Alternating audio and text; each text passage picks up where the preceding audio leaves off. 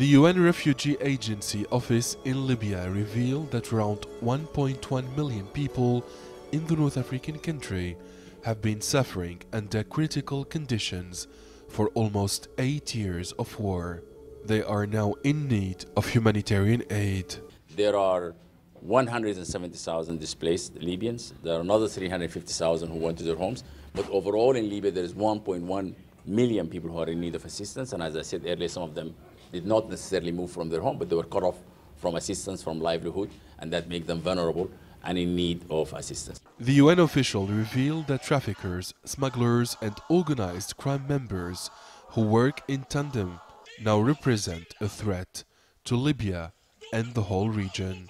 They do exchange intelligence and information. You have those who smuggle and traffic human beings. You have those who smuggle and traffic drugs and arms, and they connive and work in concert to really further their cause. So it is an important security threat to this community of the Mediterranean basin and the countries that are neighboring Libya, to Libya itself. Experts in Libyan affairs shed light on the impact of the escalation of the armed conflict on the living conditions of refugees in southern Libya. The war has prompted many Libyans to flee their villages looking for other areas.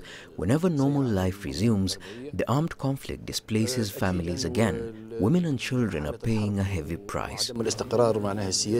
Since 2011, hundreds of thousands of Libyans were forced to live in Tunisia, Egypt, Malta, and other African and European countries. A recent UN report revealed that 100,000 Libyans are asylum seekers. Former regime figures and their families are the most vulnerable.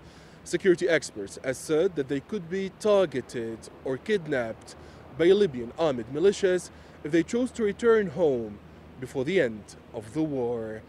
Adnan Shawishi, CGTN, Tunis.